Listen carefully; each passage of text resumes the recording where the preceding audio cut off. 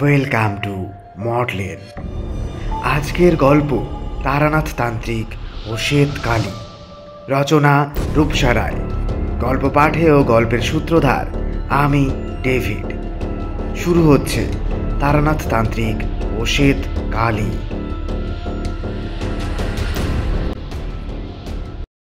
দুপুরের ভাত ঘুম ভেঙে উঠে বসতেই সবার আগে আকাশের দিকে চোখ পড়ল। চোখ কচলে তাকিয়ে দেখলাম আকাশের মুখ ভার। সারা আকাশ জুড়ে ঘন মেঘের সঞ্চার, যেন এখনই মুষলধারায় বৃষ্টি নামবে।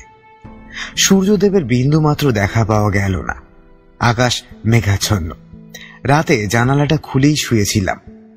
এবার সেই ফাঁকা জানালা দিয়ে হালকা ছাঁট আসতে শুরু করলো।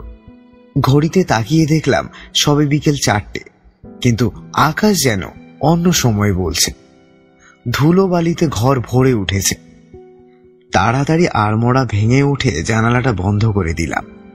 মনটা কেমন খচখচ করতে লাগলো। ভেবেছিলাম সন্ধেবেলা একটু বেরোনো যাবে, কিন্তু সেই সুযোগটাও হাতছাড়া হয়ে গেল বুঝি। এসব ভাবতে ভাবতে যখন একটু অন্যমনস্ক হয়েছি, অমনি টোকা পড়ল দরজায়। আসছি। দরজা খুলতেই দেখি চোখ ডলতে ডলতে আমার সামনে দাঁড়িয়ে রয়েছে কিশোরী। দরজা খুলতে এত দেরি করলে হয় ভাইয়া? আমি যে কতক্ষণ ধরে দাঁড়িয়ে আছি। উফ, চোখে কি যেটা পড়লো। উফ বাবা। আমি তার উত্তরে বললাম, আসলে একটু দেরি হয়ে গেল আর কি। তুমি আগে ভেতরে এসো, তারপর চোখে একটু জল দাও, তাড়াতাড়ি এসো। উফ, কই দেখি একটু চোখে জল দিয়ে দেখি। হ্যাঁ, এবার ঠিক আছে। যাই হোক, এবার আসল কথায় আসি। চটপট তৈরি হয়ে ফেলে, বুঝলে? আজকের পরিবেশটা একদম মানানসই। তাড়াতাড়ি পৌঁছলে দারুণ হবে। আমি ওর কথার কোনো মানে খুঁজে পেলাম না। হঠাৎ করে কোথায় যাব, ভেবাচাকা খেয়ে দাঁড়িয়ে আছি। কিশোরী আবার বলল, অবাক হয়ে দাঁড়িয়ে রইলে যে বড়। ঠাকুর মশাইয়ের কাছে যাওয়ার ইচ্ছে নেই নাকি? দেখছো না কেমন ঝড় উঠেছে? বৃষ্টি নামার আগে পৌঁছাতে পারলে হয়। নাও নাও, তৈরি হও। এইটুকু কথাই যথেষ্ট ছিল হতাশাযুক্ত মনে খুশির আমেজ ছড়িয়ে দেওয়ার জন্য। চটজলদি তৈরি হয়ে বেরোতে বেরোতে তাও 4:45 বেজে গেল। পাড়ার মোড় থেকে একটা পাসিং শো কিনে নিলাম। তারপর গরম গরম তেলে ভাজার ঠোঙা নিয়ে এগিয়ে চললাম মটলেনের দিকে। যেতে যেতে কিশোরী তার মনের ভাব প্রকাশ না করে পারল না। এমন ঝড় বাদলের সন্ধ্যায় গরম গরম তেলি ভাজা খেতে খেতে ঠাকুরমশাই সেই জমাটি অতি প্রাকৃত রোমহর্ষক গল্প, আহা, পুরো জমে যাবে আজকে সন্ধ্যাটা। সে আর বলতে।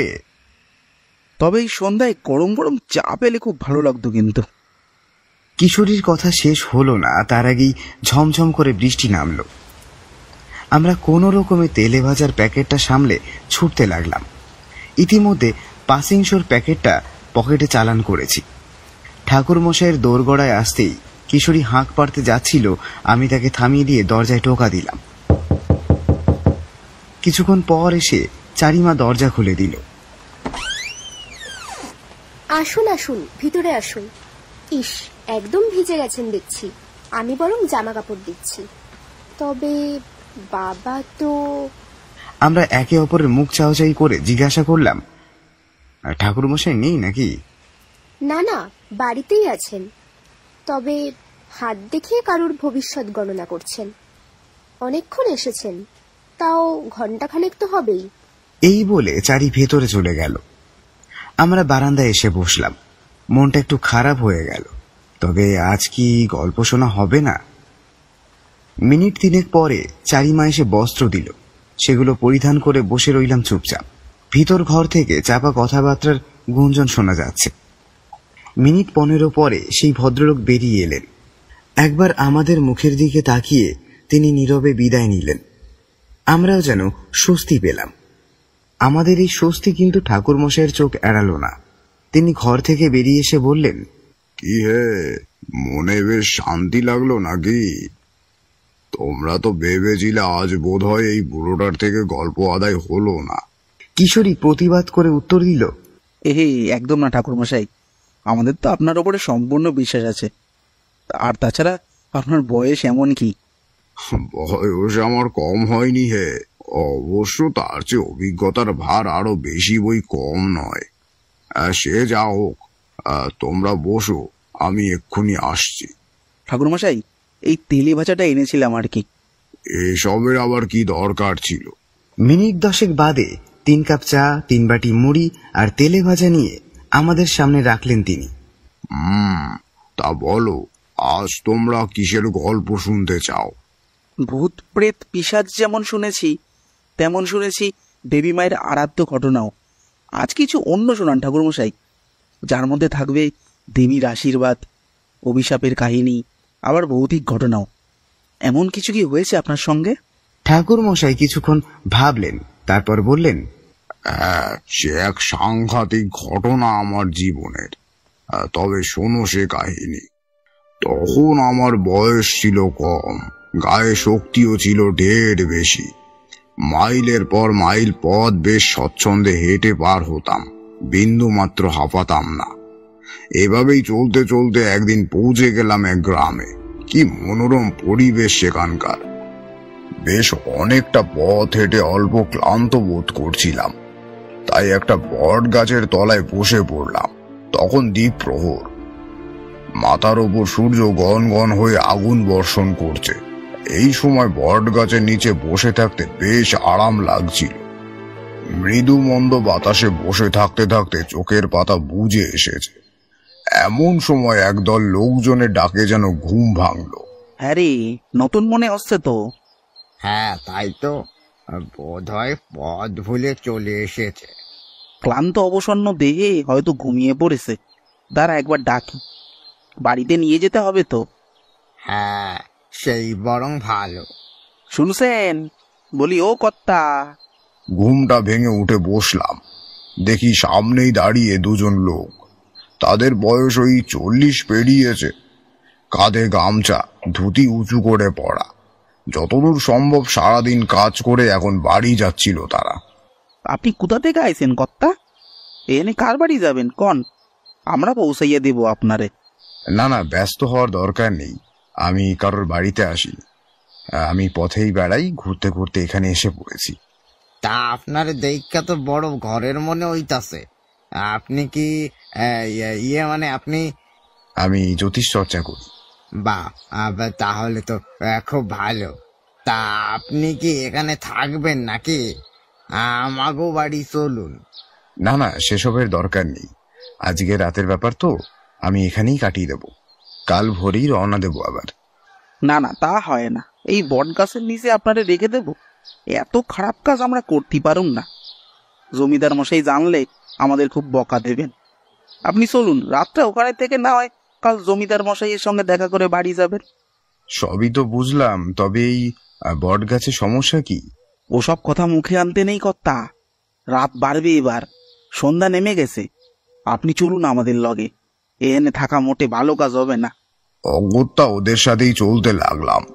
পরিচয় করে নাম জানতে পারলাম, একজনের নাম গোবিন্দ আর অন্যজনের নাম শ্যামল। গোবিন্দদের বাড়িতেই সেই রাতে আমার থাকবার ব্যবস্থা হলো। ওর স্ত্রী আমাদের জন্য গরম ভাত, ডাল, আলু ভাজা, আলু পটলের ডালনা বানিয়ে দিল। অল্প আয়োজনেও এত পরিতৃপ্তি থাকে তা আমি জানতাম না। সে রাতে গোবিন্দকে জিজ্ঞাসা করলাম, তা বলো না, এই বট গাছের রহস্য, কেন ওখানে কেউ যায় না? সে আর আপনাকে কি বলি কর্তা, ওই বট গাছে তো গলায় দড়ি দিয়ে আত্মহত্যা হয়েছিল। সে কি সাংঘাতিক দৃশ্য! জিভটা বেরিয়ে ঝুলছে, চোখ দুটো যেন ঠিকরে বেরিয়ে আসছে, গলায় খালশিটে দাগ, শাড়ি শত ছিন্নভাবে কাঠ থেকে ঝুলে পড়েছে। উফ, সেদিনের কথা মনে পড়লে আজও কেমন করে ওঠে। আত্মহত্যা? কে আত্মহত্যা করেছিল? এই গ্রামেরই একটা মেয়ে, জয়া। অবশ্য শুধু জয়া কেন, অনেকেই। কিন্তু কেন? না কর্তা, আমাকে আর কিছু জিজ্ঞাসা করবেন না, এসব কথা আমি বলতে পারবো না। বলেই সে ঘর থেকে প্রস্থান করলো। সে রাত ওখানে কাটানোর পর ভেবেছিলাম পরদিন সকালে আমি যাব জমিদার বাড়িতে, কিন্তু সকাল হতেই ব্যাপারটা ঘটলো উল্টো। ভোরবেলায় আমি ঘুম থেকে উঠেই ঘর থেকে বেরিয়ে কাছাকাছি জলাশয় খুঁজছিলাম। তোমরা তো জানোই, ভোরবেলা জলাশয়ে অবগাহন করাটা আমার অভ্যেস। সেই মতোই বেরিয়ে পড়েছিলাম আমি। একটু হেঁটে কাছাকাছি একটা জলাশয় চোখে পড়ল। এগিয়ে গিয়ে সিঁড়ি দিয়ে নামতে যাব, হঠাৎ পিছন থেকে ডাক পড়ল, সাবধানে, শ্যাওলা আছে। আমি পিছন ঘুরে তাকিয়ে দেখি একজন সৌম্যকান্তি লম্বা গড়ন সুপুরুষ মৃদু হেসে আমার দিকে তাকিয়ে আছে। এখানে নতুন মনে হচ্ছে? হ্যাঁ, ওই আর কি। আসলে আমি এই ঘুরেই বেড়াই, পথ আমার ঘর। কাল রাতে এখানে এসেছি, আজ বেলার দিকে জমিদার মশাইয়ের সঙ্গে একবার দেখা করে রওনা দেব। ও, আপনি সে ব্যক্তি তবে। আমায় কালকে শ্যামল সব বলেছে। আমি তো পরিচয় সারতে যেতাম, দেখা হয়ে বেশ ভালোই হলো। তা এত সকালে এই জলাশয়ে? এই সময় আমি স্নান করি, দেহ মনে শান্তি লাভ করি। তা আপনি এত সকালে এখানে? সত্যি বলতে ভোরের দিকে ঘুমটা ভেঙে গেল। অনেক রাত করেই শুয়েছিলাম, এখন তারপর মাঝরাত অব্দি জাগা, তারপরে ঘুমও ভেঙে গেল। ঘরে মনটা ঠিক ছিল না, তাই এদিকে এলাম। এখানটা এই সময় ফাঁকাই থাকে। আগে যাও বা আনাগোনা ছিল, এখন আর ওই কেউ আসে না। সে যাক, আপনি বরং অবগাহন করে নিন, তারপর মহলে যাওয়া যাবে। আমি বাধা দিয়ে বলে উঠলাম, না না জমিদার মশাই, এত সকালে নয়, আমি বেলার দিকেই না হয় একবার দেখা করে যাব। ও সব বললে হবে না মোটেই। আজ আপনার কোথাও যাওয়া হচ্ছে না। আজ আপনি মহলে যাচ্ছেন এবং ওখানেই থাকছেন। 2 দিন তো থাকুন, তারপর আমি না হয় আর জোর করব না। বারণ করলেও শুনলেন না তিনি। অগত্যা স্নান সেরে গোবিন্দকে জানিয়ে মহলের উদ্দেশ্যে এগিয়ে চললাম। যথারীতি মহলের অতিথিশালায় আমার জন্য ঘর বরাদ্দ হলো। সারাদিন আমার সেখানেই সময় কাটল। জমিদার মশাইয়ের সাথে আর কথা হয়ে উঠল না। অবশ্য তিনি আমায় বলেছিলেন আজ কি বিশেষ কাজে তিনি ব্যস্ত থাকবেন, রাতে ফিরে কথা হবে। বিকেল হতেই আমি আশপাশ থেকে একটু ঘুরে আসলাম। সন্ধে নামতেই আবার ফিরে আসলাম মহলে। ফিরতে যাব, হঠাৎ কেমন একটা অদ্ভুত দৃশ্য চোখে পড়ল। মহলের ছাদের ঠিক পিছন দিকে যেন সূর্যটা অস্ত যাচ্ছিল। হঠাৎই দেখলাম সেই সূর্যের চারপাশ ঘিরে তৈরি হয়েছে একটি বিশেষ নীল বলয়। সেই বলয়ের হেতু কি, কি রহস্য, কই এমন তো আগে কখনো হয়নি। তবে তবে ভেবে পেলাম না। রামধনু কখনো এমন হয় না, বা অন্য কিছু এমন হতে পারে না। তবে এমন নীল রং এভাবে গোলভাবে সূর্যকে গ্রাস করলো কেন? আমার মনটা যেন বারবার বলতে লাগলো, এ অমঙ্গলের দূত। রাতে বাড়ি ফিরলেন জমিদার মশাই। বাড়ির কাজের লোক এসে খবর দিল তিনি আমায় ডেকেছেন। তার সাথে বারান্দায় এসে বসলাম। তামাক খান? হ্যাঁ, মাঝে মধ্যে। জমিদার মশাই হাঁক পারলেন, নিত্য, ঠাকুর মশাইকে তামাক সাজিয়ে দে। এই মহলের পরিচারক হলো নিত্য। সে এসে তামাক সেজে দিল। সত্যি কি অপূর্ব সুবাস। একটু পরে জিজ্ঞাসা করলাম, ওদিকের বট গাছের কাছে কেউ যেতে চায় না কেন?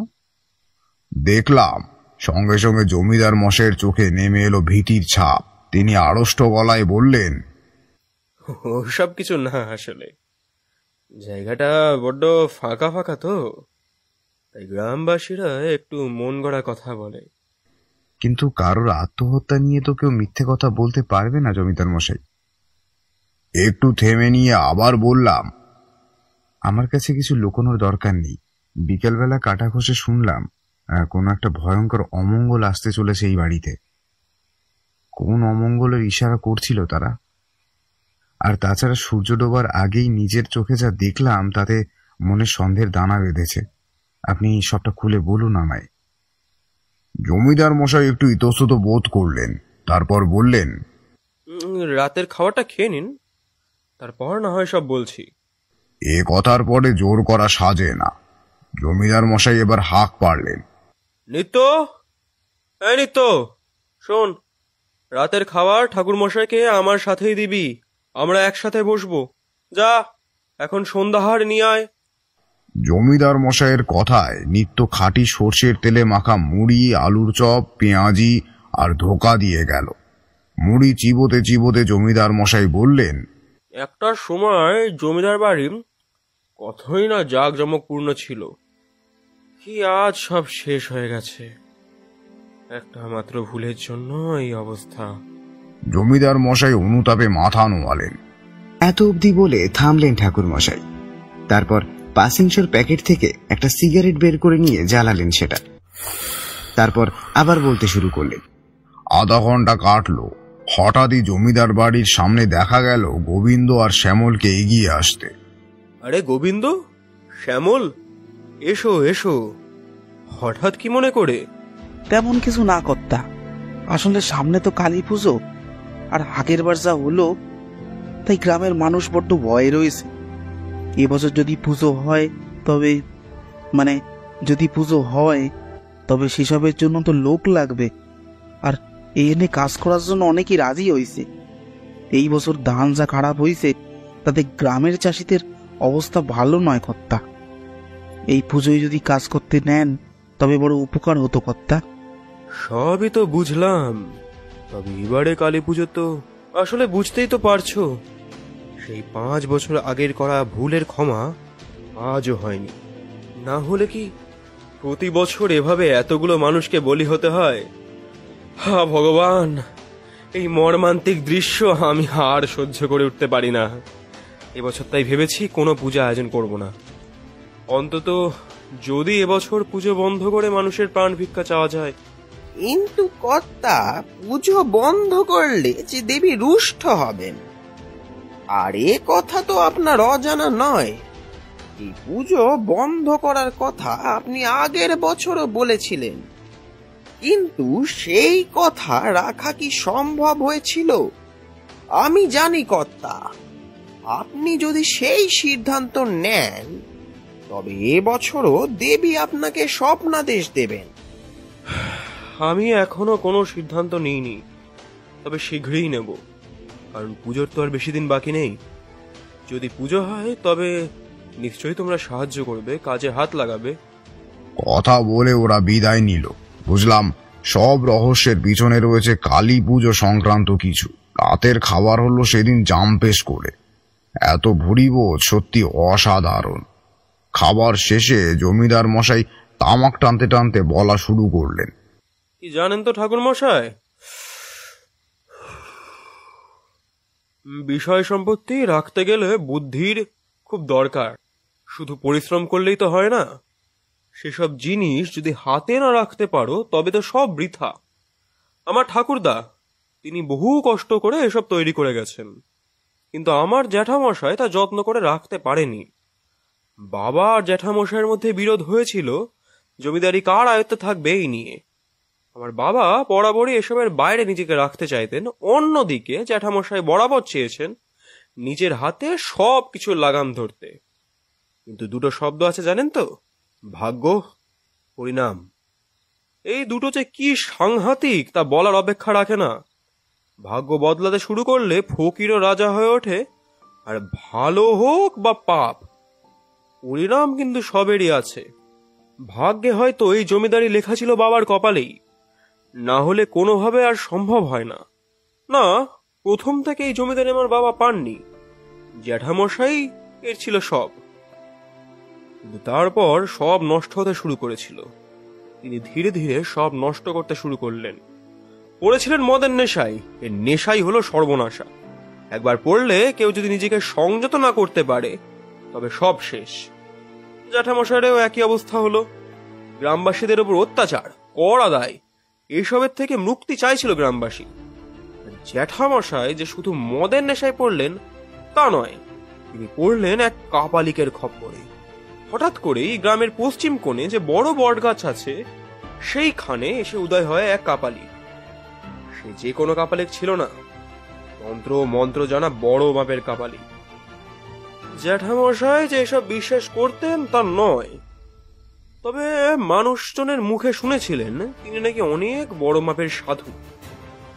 কি মন হলো, গেলেন তার কাছে বুদ্ধি নিলেন কিভাবে শুধু এই গ্রামের নয়, আশেপাশের আরো 4-5টা গ্রামের জমিদারি হাতানো যায়। সেই সাধু জ্যাঠামশাইকে ভুলভাল তন্ত্র মন্ত্র দিয়ে দীক্ষা দেওয়া শুরু করলো। সাথে কত কি যে অদ্ভুত জিনিস বলা শুরু করলো সে আর কি বলবো। দাস দাসী চাকর বাকরদের দিয়ে সেসব দ্রব্য নিয়ে যজ্ঞ করা হতে গেল। একরকম চলছিল জানেন তো, কিন্তু হঠাৎ করে এসব কেমন যেন বদলাতে শুরু করলো। নৃশংসতা বাড়তে থাকলো, হারাতে লাগলো মানবিকতা।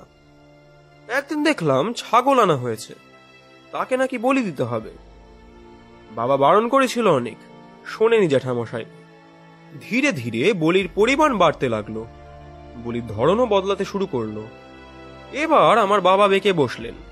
আমার ঠাকুরদা বললেন যে এভাবে চললে জ্যাঠামশাইকে ত্যায্য করবেন।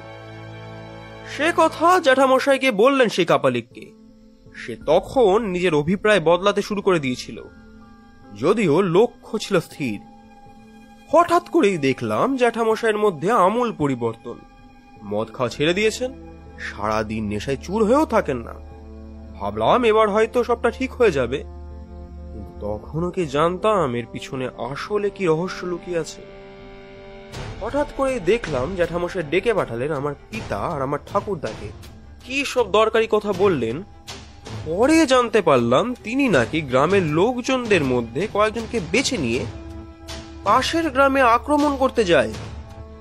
কি নৃশংসতা ভাবতে পারেন? কেন না, তাঁর নাকি জমিদারি আরো বাড়াতে হবে। ঠাকুরদা এবার ভরসা হারালেন, ভাবলেন এই ছেলে নয়, বরং আমার ছোট ছেলেই যোগ্য অংশীদার, সেই পারবে এই গ্রামকে সঠিকভাবে চালাতে। জমিদারি তারই পাওয়া উচিত। কিন্তু তখন বড্ড দেরি হয়ে গেছিল। এসব পরিকল্পনা জানতে পেরে জ্যাঠামশাই তীব্রভাবে রেগে জ্বলে উঠলেন। তিনি দা নিয়ে তেড়ে গেলেন ঠাকুরদার দিকে, কোপ মারলেন তার হাতে। ঠাকুরদার হাত ভাঙল, মাসখানেক শয্যাশায়ী হলেন তিনি। তার মনে তখন ভয় ঢুকে গেছে। বুঝতে পারলেন কি মারাত্মক কাঁটা তিনি বিধিয়ে ফেলেছেন গলায়। এর থেকে কোনো মুক্তি নেই। এদিকে এত সব কাণ্ড দেখে আমার ঠাকুরমা আত্মহত্যা করলেন। অবশ্য করতেনই বাকি। এবার ঠাকুরদা ভয়ানক শরীর খারাপে পড়লেন। ডেকে পাঠালেন নায়েব মশাইকে। জ্যাঠামশাই তখন কি দরকারে গ্রামের বাইরে গেছেন। সেদিনই নায়েব মশাইকে ডেকে সমস্ত কাগজ কলম দলিল দস্তাবেজ করে সব সম্পত্তি লিখে দিলেন বাবাকে। আমার বয়স তখন আর কতই হবে, ওই 7 কি 8। সেদিন রাতেই প্রাণ ত্যাগ করলেন ঠাকুরদা। পরের দিন ভোরে ফিরলেন জ্যাঠামশাই। তখন ওই উঠোনে শোয়ানো রয়েছে দাদুর মৃতদেহ। জ্যাঠামশাইয়ের খাস চাকর সঙ্গে সঙ্গে জানালো যে ঠাকুরদার সব সম্পত্তি আমার বাবাকে লিখে দিয়ে গেছেন। রাগে হিংসায় সেই মৃতদেহে লাথি মারলেন জ্যাঠামশাই। সে কি অমানবিকতা! এতটা পাষাণ আমি জীবনে দুটো দেখিনি। রাক্ষস আমি কখনো দেখিনি ঠাকুরমশাই, তবে জ্যাঠামশাইকে দেখেছিলাম। কোন রকমে দাহ করা হলো ঠাকুরদাকে। জ্যাঠামশাই আমাদের এই বাড়ির থেকে ঘাড় ধাক্কা দিয়ে বের করে দিতে চাইলেন। নায়েব মশাই আমাদের পাশে দাঁড়াতে চাইলে তাকে হুমকি দিলেন, মারধর করলেন। আমরা সব ছেড়ে গ্রামের এক কোনায় কুটিরে থাকতে শুরু করলাম। মাসখানেক বাদে কি হলো জানি না, আমরা সবাই ফিরে এলাম আবার এই বাড়িতে। নায়েব মশাই কি কথা বলেছিল আমি জানি না, শুধু এটুকু জানতাম বাবার পরে ছিল সেই এক মানুষ যার জন্য হয়তো এই বাড়িতে আমার স্থান হয়েছে। আর এত ঘটনার পরে সে অমানুষটা, যার স্থান হওয়া উচিত নরকে, সে গা ঢাকা দিল। ভাবতে পারেন, যাকে দেখলে আমার গায়ের প্রত্যেকটা রোম খাড়া হয়ে যেত, যাকে দেখলে আমার দুটো হাত নিষ্পিস করতো মারার জন্য, সে চলে গেল গ্রাম ছেড়ে। যথারীতি আমার বাবার কাঁধেই পড়লো পুরো জমিদারির ভার। বাবাও তুলে নিলেন সেটা আনন্দ সহকারে। সব দারুণ ভাবে গুছিয়ে উঠতে শুরু করলেন। এভাবে বেশ চলছিল। হঠাৎ একদিন স্বপ্নাদেশ পেলেন বাবা। মা কালী স্বপ্নে এসে বাবাকে বললেন, বাছা, পুজো কর আমার, তুই অনেক লাভবান হবি। বড় করে ধুমধাম করে মূর্তি গড়িয়ে পুজো কর। পরদিনই বাবা জানালেন সেই স্বপ্নের কথা। তারপর মা কালীর কথা মতো সব কাজ শুরু হলো। এই গ্রামের নাম করা কুমোরকে দিয়ে তৈরি হয় মূর্তি বানানো। মাটির মূর্তির সে ছাঁচ এত সুন্দর তৈরি করে যেন মনে হয় জীবন্ত মা কালী। তারপর সেই মূর্তি করে তাকে সাজিয়ে তোলা হয় সোনার অলংকার দিয়ে। তবে আশ্চর্যের বিষয় এই হলো যে এই মূর্তি যে কোনো কালী মূর্তি নয়, এটি হলো শ্বেতকালীর মূর্তি। আমরা সাধারণত কালো রঙেই মাকে দেখে এসেছি, এটা সবার থেকে আলাদা। এমনটা দেখে গ্রামের লোকের মনে বিভিন্ন ধারণা তৈরি হয়। এই যে এই কালীকে কিভাবে পুজো করা হবে, কেমন হবে তার পূজা পদ্ধতি, খুব কঠিন হবে তা মান্য করা। কিন্তু পুরোহিত মশাই আশ্বাস দিলেন যে এই পূজা খুবই সহজ, সুতরাং চিন্তার কোনো কারণ নেই। তবে তো কিছু নিয়ম নীতিও মানতে হয়, সেগুলো উনি সামলে নেবেন। যথারীতি সেই মতো সব আয়োজন করা হলো।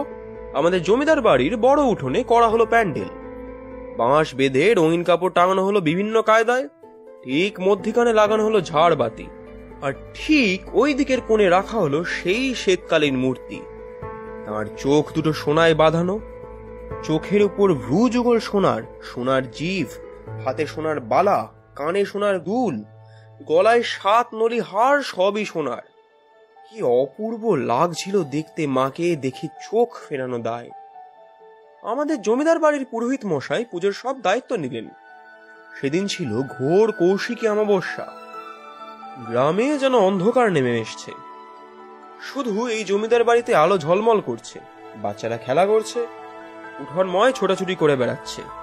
গ্রামের সব স্ত্রীরা উলুধ্বনি করতে লাগলো ঘন্টার আওয়াজ শুনে। গন্ধ পুষ্পে ওং ক্লিং কালায় নমঃ, ওং ক্লিং ক্লিং হং হং হিং হিং দক্ষিণে কালী, ক্লিং ক্লিং ক্লিং হং হং হিং হিং স্বাহা, ধর্ম মক্ষদে দেবী নারায়ণী নমস্তুতে। উপস্থিত গ্রামবাসীদের কোলাহলের আওয়াজ দেখে আর সবার মুখে হাসি দেখে আমার বাবাও খুব পরিতৃপ্তি পেলেন। কালী পুজো তো সাধারণত রাত জেগেই হয়, মায়ের আসল পূজাও শুরু হলো রাত 12টার পর। গ্রামের অনেকেই তখন ভোগ খেয়ে নিজেদের বাড়ি চলে গেছে, আবার অনেকেই হাতে হাতে কাজ করে চলছেন। দেবী বিগ্রহের সামনে দাঁড়িয়ে ঠাকুর মশাই আমার বাবাকে বললেন, যেহেতু মা আপনার স্বপ্নে এসেছেন, তাই আপনাকেই মাকে ভোগ নিবেদন করতে হবে। 101টা বেলপাতা, ঘি সব আপনাকেই যজ্ঞে দান করতে হবে। জমিদার মশাই, আপনি বসুন এখানে। যথারীতি বাবা বসলেন নির্ধারিত জায়গায়। এক এক করে সব নিয়ম নীতি পালন করতে লাগলেন তিনি। ঠাকুর মশাই বললেন, খুব সাবধান, এই ভোগ অর্পণ করা কিন্তু খুব কঠিন কাজ। এ কাজ আপনাকে পালন করতে হবে। এই সময় মা তার সন্তানকে পরীক্ষা নেয়, আপনাকে পরীক্ষায় পাশ করতে হবে। বিন্দুমাত্র ভুল হলে এই গ্রামে নেমে আসবে ভয়ঙ্কর অভিশাপ। খুব ভালোভাবে কাজ পালন করবেন আপনি। আমার বাবা নিষ্ঠা ভরে সব করবেন বলে কথা দিলেন। শোনেন জমিদার মশাই, শ্বেতকালী কোনো পশু বলে পছন্দ করেন না। ভবিষ্যতে এমন হতেই পারে যে কেউ হয়তো আপনাকে বোঝালো মা বলি চল, তাহলে তার কথা শুনবেন না। তিনি যে সকলের মা, কার রক্তে মা পা ধোয়াবে? নিজের সন্তানের রক্তকে। এই গরহিত কাজ আপনি কখনো করবেন না। আমার তো বয়স হয়েছে, আমি থাকি বা না থাকি কেউ না কেউ তো মায়ের পুজো করবেন। তখন যেন তিনি এই ভুল না করে বসেন তা আপনি লক্ষ্য রাখবেন। আর হ্যাঁ, মাকে ভোগ দেওয়ার সময় শুদ্ধ চিত্তে অর্পণ করবেন। আপনার মনে যদি কোনো কুচিন্তা থাকে তবে সেই ভোগ মা গ্রহণ করবেন না। কন্যা সন্তানের অনিষ্ট মা সহ্য করতে পারেন না। মায়ের পূজায় যেন কোনো রক্ত না আসে, এটা লক্ষ্য রাখবেন সবসময়। এই ঠাকুর দালারের কাছে যেন কোনোদিন কোনো পশু পাখি বা যে কোনো প্রাণীর রক্ত না আসে তা সবসময় খেয়াল রাখতে হবে। এই মেয়েরই আর একটু হলো শ্মশানচারিণী মা কালী, তাই এনাকে ভোগ দেওয়ার সাথে সাথে ওনাকেও ভোগ দিতে হবে আপনাকে। তবে তিনি তো এখানে নেই, তাই আপনাকে শ্মশানে গিয়ে ভোগ দিয়ে আসতে হবে। যদি ভুলবশত কোনো কাজ ভুল হয় বা দেবীর পুজোয় বাধা পড়ে কিংবা কোনো প্রাণী হত্যা হয়, তবে এই মা কালী প্রচণ্ড ক্ষুব্ধ হবেন, প্রাণ নেবেন শয়ে শয়ে, কেউ বাঁচবেন না, কেউ না। কৌশিকী অমাবস্যা পড়লেই প্রতি বছর খুন হবে মানুষ। এই দেবী এটাই হলো রুষ্ট রূপের প্রতিশোধ। তিনি তখন কাউকে ছাড়বেন না, কাউকে না। খুব সাবধান, সাবধান জমিদার মশাই। আসুন, ভোগের পাত্র নিয়ে এবার আপনি এই স্থানে আসুন। আমি কিছুক্ষণের জন্য বাইরে বেরিয়ে যাব। তখন আপনি এই থালাটি মাকে নিবেদন করে মাকে খেতে বলবেন এবং নিজের মনের সব কথা মাকে জানাবেন। আপনার যদি কোনো কিছু চাওয়ার থাকে তবে জানাবেন। আর সমস্ত গ্রামবাসী যারা এখানে উপস্থিত আছে তারাও কিছু সময়ের জন্য ঘর পরিত্যাগ করবেন আমার সঙ্গে। ঠাকুর মশাইয়ের নির্দেশ আমরা প্রত্যেকে অক্ষরে অক্ষরে মানতে চেয়েছিলাম, তাই তার নির্দেশ মতন সকলেই বেরিয়ে এলাম বাইরে। ঠাকুর মশাই বেরিয়ে এলেন, তখনও কি জানতাম কি অপেক্ষা করছে আমাদের জন্য। কয়েক মুহূর্তের ব্যবধানে সবাই এদিক ওদিক ছড়িয়ে ছিটিয়ে গল্প করতে লাগলো। ঠাকুর মশাইয়ের পুত্র, যার বয়স ওই 15 বছর হবে, সে ঠাকুর মশাইয়ের সাথে কথা বলতে লাগলো। আমি পাশে দাঁড়িয়েছিলাম। তখন হঠাৎ দেখলাম মানুষের কথাবার্তার আওয়াজ কেমন যেন চুপ হয়ে আসছে। এতক্ষণ যে সমবেত আওয়াজ পাচ্ছিলাম সেটা ধীরে ধীরে মিলিয়ে গেছে। সেই জায়গায় কয়েকজনের গলায় ভয় ফুটে উঠল। আমি পিছন ঘুরে তাকাতেই দেখি জ্যাঠামশাই সামনে দাঁড়িয়ে। কি প্রচন্ড ভয়ঙ্কর ক্রোধ জমে রয়েছে তার চোখে। চোখ দুটো রাগে হিংসায় জ্বলছে ভাটার মতো। মুখে দাড়ি গো ভর্তি হয়ে আছে। সাধুর বেশে এসেছে সে। গায়ে এক খণ্ড কমলা বস্ত্র, কোমরের পুঁটুলিতে বাঁধা রয়েছে কিছু একটা, বাঁ হাতে ঘটি আর ডান হাতে জল জল করছে ধারালো খাড়া। হিংস্র দাঁত বার করে সে চিৎকার করে উঠল। তার চোখ দুটোই আমাকে বলে দিল এই পুজো ভঙ্গ করতে এসেছে। আমার পাশ থেকে গ্রামের ছোট্ট একটা মেয়ে দৌড়ে ঠাকুর দালানের দরজা খুলে ঢুকে পড়লো ভিতরে। আমার বাবার কাছে আকুতিতে ঝরে উঠল, জমিদার মশাই, জমিদার মশাই, বড় কর্তা এসেছেন, হাতে খাড়া, ঠাকুর জেঠু বিপদে, বাঁচান জমিদার মশাই। এদিকে জ্যাঠামশাই ততক্ষণে বাঁ হাতের কমণ্ডলু রেখে টুটি চেপে ধরেছেন ঠাকুর মশাইয়ের। রাগে ফোফাতে লাগলেন তিনি। পুজো করবি তুই? পুজো? কোনো পুজো হবে না, সব ভণ্ডুল করে দেব আমি। এমন করব আজ যে তোরা প্রত্যেকে নরকের জীবন যাপন করবি। অভিশাপে ভরে যাবে এই গ্রাম।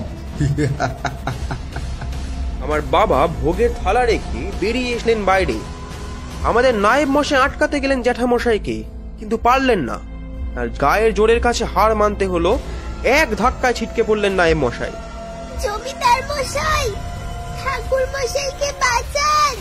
বাচ্চা মেয়েটি চিৎকার করে উঠল। ঠাকুর মশাইয়ের তখন দম বন্ধ হওয়ার জোগাড়। আমার বাবা এবার এক ধাক্কা দিতে বাধ্য হলেন জ্যাঠামশাইকে। তিনি রাগে চিৎকার করে উঠলেন, শ্বেতকালীর পুজোয় বাধা পড়লে কি হয় জানিস তুই? একটা প্রাণীও যদি মারা যায় তবে এই গ্রামে নেমে আসবে অভিশাপ। আর আজ আমি সেটাই করব। ব্রাহ্মণ হত্যার অভিশাপ লাগবে এই গ্রামে। কেউ বাঁচবি না তোরা, কেউ না।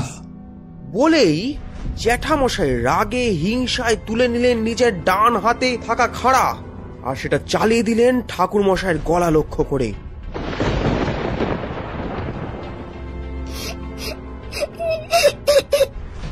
জমিদার মশাই, ঠাকুর জেঠু, ও ঠাকুর জেঠু, ওঠো, ওঠো না। গ্রামের প্রত্যেকে স্তব্ধ হয়ে দাঁড়িয়ে রয়েছে। কারোর শরীরে বিন্দু মাত্র শক্তি নেই যে প্রতিবাদ করবে। যে এগোবে তাকেই মেরে ফেলা হবে, তা বিলক্ষণ জানতো সবাই। কিন্তু ওই বাচ্চা মেয়েটা, যাকে আমি নিজের বোন বলে ভাবতাম, ওর মনে কোনো ভয় ছিল না। এই পরিস্থিতিতেও কাঁদতে কাঁদতে উঠে দাঁড়িয়ে সে বলছিল, ক্ষমা করবেন না তোমায় মা, শ্বেতকালী মা তোমায় ছাড়বেন না, শাস্তি দেবেন। রাগে ফেটে পড়েছিলেন জ্যাঠামশাই, গর্জে উঠেছিলেন তিনি। চুপ, একদম চুপ। যেখানে কারুর কিছু বলার সাহস হচ্ছে না সেখানে তুই কথা বলতে এসেছিস। আমার মুখে মুখে কথা বলার পরিণাম কি হয় তুই জানিস? ছুটে এসেছিল ওর মা, পায়ে পড়ে কাঁদতে কাঁদতে বলেছিল, ছেড়ে দিন, ছেড়ে দিন কর্তা, ও ও বাচ্চা মেয়ে ভুল করে ফেলেছে, ওকে আপনি মারবেন না। কর্তা ছেড়ে দিন। আমি তো কোনো ভুল করিনি মা, ওই বাজে লোকটা ঠাকুর দাদুকে মেরে ফেলেছে। তোমরা কেন কিছু বলছো না? কেন? মারো ওকে, তাড়িয়ে দাও, মারো।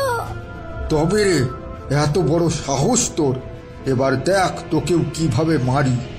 বলতে বলতে সেই খাঁড়া নেমে এসেছিল বাচ্চা মেয়েটার গলায়।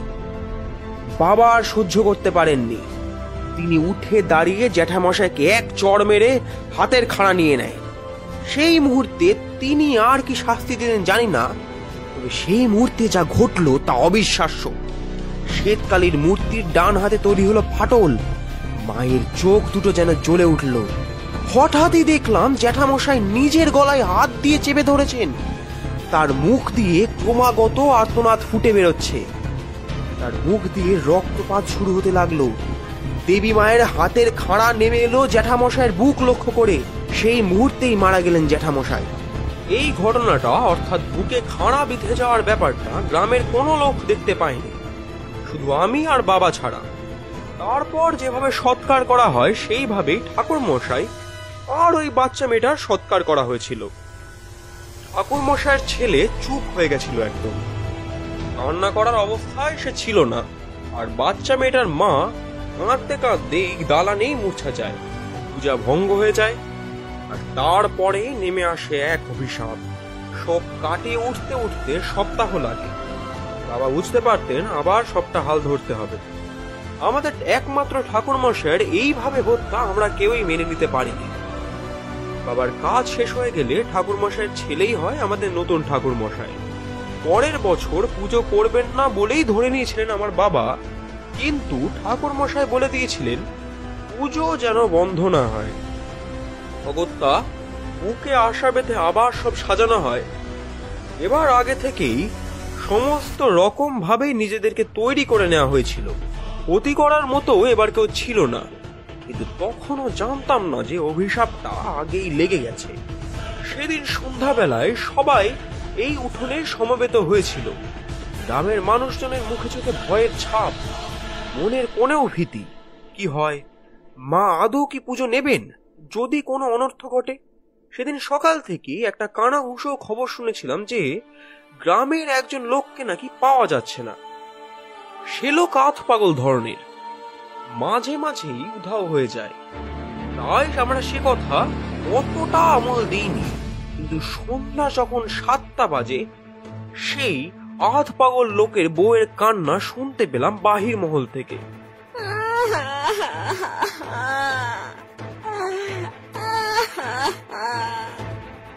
ওরে আবার কি হলো রে? আমার বরটা যে আমার ছেড়ে চলে গেল, মা কেন এমন করছে?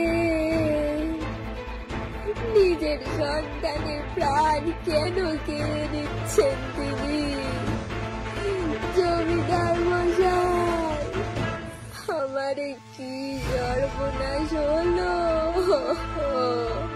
আমরা বাহির মহলে এসে দেখলাম সেই ভদ্র মহিলা মাটি আঁকড়ে কাঁদছেন, চোখ লাল বর্ণ ধারণ করেছে, পরনের কাপড় ছিঁড়ে গেছে কাঁটায় লেগে।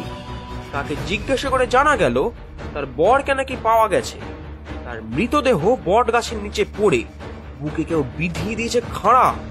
আমরা প্রত্যেকে সেই স্থানে গিয়ে দেখলাম সেই ভয়ঙ্কর দৃশ্য। শতচ্ছিন্ন কাপড়ে পড়ে রয়েছে সেই লোকটা, মুখে গায়ে কাটা ছেঁড়ার দাগ, বুকের ঠিক মধ্যিখানে বিধে রয়েছে খাঁড়া। আমরা আরো অবাক হলাম যে এই খাঁড়া যে সে খাঁড়া নয়, আমাদের শ্বেত কালীর খাঁড়া এটি। এত বড় ঘটনা ঘটলেও পুজো বন্ধ করার কারণ ভাবা হয়নি। আবার পুজো শুরু হলো, কিন্তু এবার আর শেষ রক্ষা হলো না। নিজেদের কিছু কারণে যে কজন দালান থেকে বেরিয়েছিল তারা কেউই ফিরে এলো না। রাত 1টার সময় যখন আমরা পুজোর সময়ের জন্য তৈরি, তখন এক এক করে প্রত্যেকের মৃতদেহ উদ্ধার হলো। মোট 4 জনের মৃতদেহ পরপর থরে থরে সাজানো রয়েছে। প্রত্যেকেই একই রকম ভাবে খুন হয়েছে। প্রত্যেকের বুকে বেঁধানো রয়েছে মা কালীর খাঁড়া। এরপর থেকে পরপর 3 বছর একই ঘটনা ঘটছে। শুধু এখানেই শেষ নয়, মায়ের বিসর্জন হয়ে যাওয়ার তিথি অবধি পরপর খুন হতে থাকে গ্রামের মানুষ। ওই 4 দিন শুধু মানুষের মৃতদেহ ছাড়া আর কিচ্ছু নজরে আসে না। শ্মশানে থরে থরে সাজানো থাকে মৃতদেহ, সাদা কাপড়ে ঢাকা। এত অবধি বলে থামলেন জমিদার মশাই। আমরা যে বৈঠকখানায় বসেছিলাম তার দরজার সামনে এসে দাঁড়িয়েছে মা ঠাকুরন। বুঝতে বাকি রইল না, ইনি হলেন জমিদার মশাইয়ের স্ত্রী। সাদা শাড়ি, লাল পাড়, আঁচল তুলেছেন মাথায়। চিকন গৌর মুখখানি জুড়ে শুধুই হতাশার ছাপ। চোখের কোণে একটুখানি জল টলটল করছে। কি তুমি আমার এই শরীর নিয়ে উঠে আসতে গেলে কেন? নিত্যকে একবার বললেই তো আমি পৌঁছে যেতাম। অনেক রাত হয়েছে ঠাকুর মশাই, এবার ঘুমাতে যান। আমার মনে শুধুমাত্র ভয় জমে রয়েছে। সামনেই সেই কালী পুজো। এখন কি করব কিছুই বুঝতে পারছি না। কিন্তু গোবিন্দ আমায় বলেছিল ওই বট গাছ নাকি অভিশপ্ত, ওখানে আত্মহত্যা হয়েছে। হ্যাঁ, ঠিকই শুনেছেন। ওখানে অনেকেই আত্মহত্যা করেছে। অবশ্য কয়েকটা আত্মহত্যাকে আদৌ আত্মহত্যা বলা যায় না। সে কাজ কোনো সুস্থ মানুষ নিজে থেকে করতে পারে না। কেন? এমন বলার কারণ কি? গ্রামের একজন বধূর সন্তান হঠাৎই মারা যায়। বয়স কতই বা হবে, 10 কি 11। সে বধূ এই যন্ত্রণা সহ্য করতে পারেনি। ওই বট গাছে দড়ি বেঁধে আত্মহত্যা করে রাতের বেলায়। সকালে উঠে গ্রামের মানুষজন এসে সে ঘটনার খবর দেয়। এটা সত্যি আত্মহত্যা ছিল, তবে একটা কারণে ওই জায়গাটা অভিশপ্ত হয়ে আছে। যেটা হলো, ওই গাছের নিচে এমন একজনের দেহ পোঁতা আছে যে সেই জায়গা আর ভালো জায়গা নেই। হ্যাঁ, আমার জ্যাঠা মশাইয়ের কথা বলছি আমি।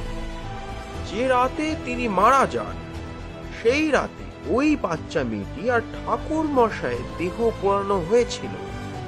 ওনারও দেহ পোড়ানোরই কথা ছিল, কিন্তু সেদিন যখন ওদের দেহ পোড়ানোর ব্যবস্থা করা হয়, তখন আমার বাবা বলে ওদের সঙ্গে জ্যাঠা মশাইকে পোড়ানোর কোনো মানেই হয় না। অত পাপিষ্ঠ লোককে কিছুতেই এক জায়গায় নিয়ে যাওয়া যায় না। তাই ওনার দেহ এই বট গাছের নিচে পুঁতে দেওয়া হয়। তারপর থেকে ওখান দিয়ে যেতে ভয় পায় গ্রামের মেয়ে বউরা।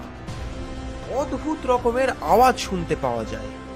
বটের ঝুড়ি নিচে ঝুলে থাকে, আর সেগুলো দিয়ে নাকি কেউ গলা চেপে ধরেছে বলে শোনা যায়। এমনকি অনেকে চোখেও দেখেছে। আর এভাবেই তো মারা গেছে দুজন হলো তারা যারা জ্যাঠামশাই কুকীর্তির কথা আমার বাবাকে জানিয়েছিল। ধরেই নেওয়া হয়েছে যে ওখানে জ্যাঠামশাইয়ের আত্মা রয়েছে। তবে আপনি সাধু পুরুষ, আর দুপুরবেলা ওখানে ছিলেন বলেই কিছু টের পাননি। রাতে ওই বট গাছ কি ভয়ঙ্কর হয়ে ওঠে তা আপনাকে কি বলবো।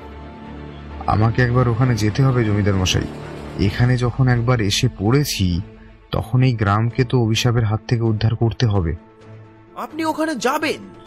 বেশ, তো কাল সকালে না হয় যাব।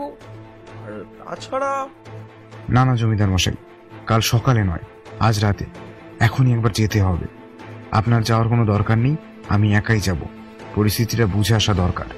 না, তা কি করে হয় ঠাকুর মশাই? আপনাকে এই রাত্রে ওই স্থানে একলা এভাবে ছেড়ে দেব? না না না, এ আমি পারবো না। আমিও যাব আপনার সঙ্গে। আপনি না করবেন না। অগত্যা জমিদার মশাইকে আর না বলার কোনো উপায় রইল না। আমি আর জমিদার মশাই সেই রাতে গায়ে একটা শাল চাপিয়ে বেরিয়ে পড়লাম বট গাছের উদ্দেশ্যে। পথে বেরোনোর পর বুঝতে পারলাম যতটা শুনশান মনে হচ্ছিল রাস্তাটা সেরকম নয়। পথে জনমানুষের কোনো চিহ্ন নেই। এদিকে একটা কুকুরের ডাক পাওয়া যাচ্ছে শুধু, যেন কোনো ভয়ঙ্কর কিছু দেখে বারবার আর্তনাদ করে উঠছে সে। মাঝখান দিয়ে রাস্তার দুপাশে দূরে দূরে কয়েকটি কুঠির দেখা যাচ্ছে। কোনোটার ভেতর থেকে হালকা হেরিকেনের আলো দেখা যাচ্ছে জানালা দিয়ে, কোনোটার বা সেটাও নিভে গেছে। হঠাৎই প্রচন্ড ঝড় উঠল, শুকনো পাতা ঝরতে লাগলো। চোখে ধুলো ঢুকে তাকানো দায়। তবুও কোনো ক্রমে এগিয়ে চললাম। হঠাৎই পাশের জঙ্গল থেকে ডেকে উঠল শিয়াল। সেই বীভৎস ডাক আমার মনে ভীতি ধরানোর জন্য যথেষ্ট। বট গাছের সামনেটা নিকষ অন্ধকারে ঢেকে রয়েছে। দেখে একবারও মনে হলো না এখানেই আগের দিন দুপুরবেলায় আমি বসেছিলাম। সম্পূর্ণ জায়গাটাই যেন ভুতুড়ে জায়গায় রূপান্তরিত হয়েছে। জমিদার মশাইকে দূরে দাঁড়াতে বলে আমি বট গাছের কাছে এগিয়ে দাঁড়ালাম। বেশ কিছুক্ষণ দাঁড়িয়ে থাকার পর হঠাৎ মনে হলো কানের কাছে কেউ যেন নিঃশ্বাস ফেলছে। আমি সঙ্গে সঙ্গে ঘুরে দাঁড়িয়ে মুহূর্তের মধ্যে সরে দাঁড়ালাম, আর সাথে সাথেই একটা বট গাছের ঝুড়ি এমনি এমনি পেঁচিয়ে উপরে উঠে গেল। জমিদার মশাই চিৎকার করে উঠলেন, দেখলেন ঠাকুর মশাই, দেখলেন? এই কথাটাই আমি আপনাকে বলেছিলাম। জায়গাটা এখন একদম নিরাপদ নয়। আর জানি না আদৌ কোনোদিন এই জায়গাটা আবার আগের মতন হবে না। জমিদার মশাইয়ের গলায় হতাশা ঝরে পড়ে। ততক্ষণেই আমার যা বোঝার তা বোঝা হয়ে গিয়েছে। আমি জমিদার মশাইকে বললাম, এবার আমাদের ফেরার সময় হয়েছে, চলুন বাড়ি ফিরে যাওয়া যাক। আর আপনি চিন্তা করবেন না, এই জায়গাটা খুব শীঘ্রই অভিশাপ মুক্ত হবে। আমার কথায় জমিদার মশাইয়ের হাঁটার সময় মুখে একটা হালকা হাসির রেখা ফুটে উঠল। তিনি আবেগ নিয়ে বলে উঠলেন, আপনি সত্যি বলছেন। জানেন, এই বট গাছটা অনেক বছরের পুরনো। হতে পারে এটা সাধারণ একটা বট গাছ, কিন্তু এর সঙ্গে অনেকের মায়া জড়িয়ে আছে। আগে এই বট গাছটার সামনে সন্ধ্যাবেলায় বয়স্ক মানুষেরা বসে আড্ডা মারত। গ্রামের মেয়ে বউরা এখানে এসে ষষ্ঠী পুজো করে যেত। এই বট গাছের কত যে পাখির আনাগোনা ছিল তা আপনাকে কি বলবো। কিন্তু যেদিন থেকে এই ঘটনাটা ঘটলো তারপর থেকে এই গাছটা অভিশপ্ত হয়ে গেছে। এই পথ দিয়ে তো এখন কেউ হাঁটাচলা করেই না, শুধুমাত্র যাদের এই দিক দিয়ে জমি আছে তারাই যায়। তাও সেটা প্রাণের দায় ছাড়া আর কিচ্ছু নয়। ক্ষেতের চাষিরা বিকাল থাকতে থাকতেই ঘরে ফিরে অবশ্য। আর উপায় বাকি, ঘুরপথে রাস্তা নেই তা নয়, আছে, তবে থেকে 2 ঘন্টা সময় লাগে। আমি দেখি, বুঝি, কিন্তু কি করব বুঝে পাই না। একবার তো ভেবেছিলাম গাছটা কেটেই ফেলবো, চেষ্টা করিনি তা নয়। যে কজন আজ পর্যন্ত গাছ কাটতে এসেছে তারা সবাই আহত হয়েছে, কেউ বা মারা পড়েছে। এই ভয়ে কোনো মানুষই এই গাছ কাটতে চায় না। হাত জোর করে আকুতি করে, কর্তা গাছ কাটবেন না, এই গাছ আমরা কাটতে পারবো না। অগত্যা এই অবস্থা। আপনি যদি সত্যি এই জায়গাটাকে এবং গাছটাকে অভিশাপ মুক্ত করেন তবে আপনার কাছে কৃতজ্ঞ থাকবো। আর শুধু আমি কেন, গ্রামের মানুষও আপনার কাছে কৃতজ্ঞ থাকবে। আমি বাধা দিয়ে বলে উঠলাম, এসব বলবেন না, এটা আমার কর্তব্য, কৃতজ্ঞতা জানাবেন না। আর শুধু গাছ কেন, আমি কালী মায়ের অভিশাপ থেকেও মুক্ত করবো এই গ্রামকে। আর তো একটা দিন, পরশুর পরের দিনই কালী পুজো। রাত 12:47 তিথি পড়েছে। ওই রাত সাংঘাতিক রাত। আমাদের অনেকটা লড়তে হবে ঠাকুর মশাই। কাল আর পরশুর মধ্যে পুজোর সব ব্যবস্থা করে ফেলুন, পুজো হবে। বেশ, আমি সব আয়োজন করছি, চলুন বাড়ি যাওয়া যাক। সে রাতে বাড়ি ফিরে নির্ধারিত কক্ষে প্রবেশ করলাম। বাকি রাতটুকু ঘুম এলো না। ভাবতে লাগলাম আমি কি পারবো এই গ্রামকে অভিশাপের হাত থেকে বাঁচাতে। পরদিন সকাল থেকেই দেখলাম সারা বাড়িতে লোকজন নতুন উদ্যমে কাজে লেগে পড়েছে। আমি সব গুছিয়ে তৈরি হতে লাগলাম পরদিন রাতের জন্য। পরদিন রাত হতে বেশি দেরি লাগলো না। কেমন করেই একটা দিন কেটে গেল। সমস্ত পুজোর উপাচার তৈরি। জমিদার মশাই, বাড়ির কাজের লোক, নিত্য জমিদার গিন্নি প্রত্যেকেই আমার সামনে দাঁড়িয়ে রয়েছেন। বাইরে গ্রামবাসী অপেক্ষা করছে আমার মুখ থেকে ন্যায় শোনার জন্য। আমি বলতে শুরু করলাম, আমি কথা দিয়েছি এই গ্রামকে অভিশাপ থেকে মুক্ত করব। আগামীকাল মা কালীর পুজো, তার আগে আজকে রাতেই এই গ্রাম অভিশাপ মুক্ত হবে এবং কাল প্রথম এই গ্রামে শ্বেত কালী পুজো সম্পন্ন হবে, যা আজ পর্যন্ত কখনো হয়নি। কিন্তু এর জন্য আমায় কিছু বিধিনিষেধ পালন করতে হবে। আজকে রাতেই ওই বটগাছের নিচ থেকে জমিদার মশাইয়ের জ্যাঠামশাই যিনি ছিলেন তার মৃত দেহবশেষ খুঁড়ে বার করতে হবে। দেবীর পুজোর আরাধনা করে এক বিরাট যজ্ঞ করতে হবে। সেই যজ্ঞে শুধুমাত্র উপস্থিত থাকবে আমি, জমিদার মশাই এবং এই জমিদার বংশের যদি কোনো উত্তরসূরি থাকে সে। এত অবধি বলে থামলাম আমি। জমিদার মশাই বললেন, যদি কেউ না থাকে তবে? বুঝলাম জমিদার মশাইয়ের কোনো পুত্র বা কন্যা সন্তান নেই। আমি তাকে আশ্বস্ত করে বললাম, চিন্তার কারণ নেই, না থাকলে আপনার অর্ধাঙ্গিনীও বসতে পারেন। কিছুক্ষণের মধ্যে গ্রামের মানুষজন নিজেদের কাজ শুরু করে দিল। শ্বেতকালীর মূর্তির সামনে এক বিরাট বড় যজ্ঞের আয়োজন করা হলো। আমি আগেই জানতাম পুজোর সময় নানা রকম বাধার সৃষ্টি হবে, তাই জায়গাটাকে গাত্র বন্ধন করেই বসেছিলাম।